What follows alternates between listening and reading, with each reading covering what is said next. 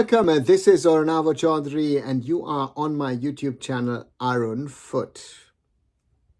Euro 2024.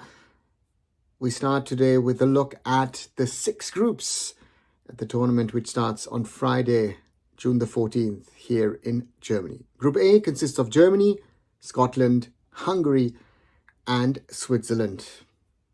And to no surprise, to me at least, the favourites in this group are surely the hosts, Germany, who of course haven't done well in the last 3 tournaments. At Euro 2020, they lost out to England in the first round of the knockouts. In the World Cups, they did even worse because they lost out in the group stages. So a lot of pressure on Germany, but Germany thinks about the 2006 World Cup, where they hosted the tournament, reached the semi-finals, finished 3rd.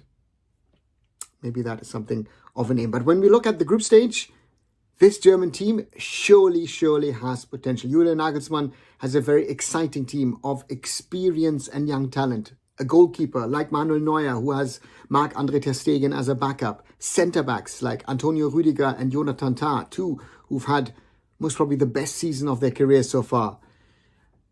Joshua Kimmich, who's gone back as a right back, left back, maybe Maxi Mittelstädt or David Raum as options. And of course, in the heart of the German midfield, Toni Kroos is back. And that's going to be a crucial factor. Will it be Robert Andrich, who's going to be like a bodyguard? Or might it be Pascal Gross, the man from Brighton Hove Albion, who might be partnering him? And then we've got attacking midfield, and that's going to be an interesting one because it has, amongst other options, captain İlkay Gündoğan. He's challenged by Jamal Musiala and Florian Wirtz, the 2 youngsters who are 21. On the other side, you have Leroy Sané, someone who's not fully fit, but whenever he was asked to play, especially in the Champions League, he performed for Bayern Munich. And up front, are you going for a sort of a false number 9 in Kai Havertz? Or is Julian Nagelsmann going to use a classic number 9 in Niklas Füllkrug? Germany's options, and there are other players we could talk about. But in short, yeah, these are the players most probably to be discussed regarding a starting lineup. We move to Scotland, who's going to be the first opponent of the Germans in the opening game of the tournament. Scotland doesn't really have, those exceptional players as they've had in the past. Of course, we can name Andy Robertson as a captain, Liverpool FC player. We can name Scott McTominay from Manchester United, but we have a lot of players who are playing in smaller clubs in the Premier League, or maybe playing in Scotland, or maybe nowadays even playing across Europe. We've got Kieran Tierney, who's playing at Real Sociedad. Jack Hendry is at Al Ettifaq in Saudi Arabia. Scott McKenna, the experienced player, is now at FC Copenhagen. Or let's take Lewis Morgan, who's with the New York Red Bulls in America. So players are all over the place.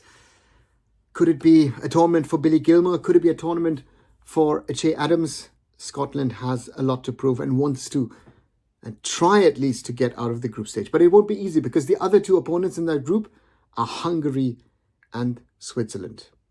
Hungary, of course, is going to be led by the experienced Dominik Szoboszlai, the man from FC Liverpool, who returns to Germany, where he used to play for RB Leipzig, and his 2 former teammates, Willi Orban as centre-back as well as Peter Golashi, are going to be influential players, that's the right word, for the Hungarians. Others, is it going to be Roland Scholloy, the man who plays for Freiburg, or may it be someone else who might be important for this Hungarian team?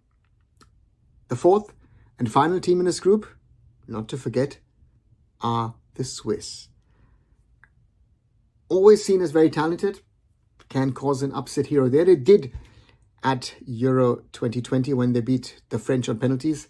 So therefore, do not underestimate this team.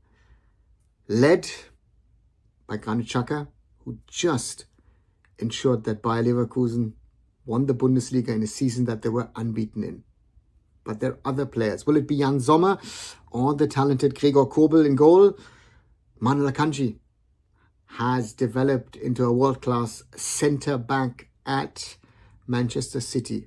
You have players like Nico Elvedi, a lot of experience from the Bundesliga or Premier League, like a Fabian Schär in midfield. Of course, we'll talk about Xhaka, but is it going to be Xherdan Shaqiri, vice captain, who now plays for Chicago Fire in Major League Soccer? Or is it, Remo Freuler, Dennis Zakaria, or someone of the others, maybe one of the younger players? Up front, again, multiple options.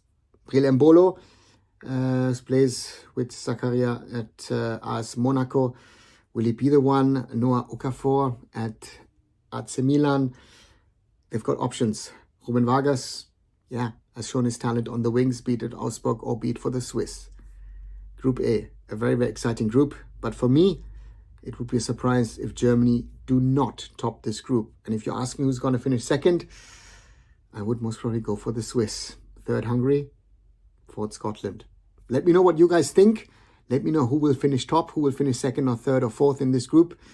And as always, like this video, share this video. Please subscribe to arunfoot here on YouTube and on my other social medias, as well as arunfoot.com. This is it. This is Arunava Chaudhuri, and I'll be back soon with a preview of Group B of the Euros 2024. Bye for now.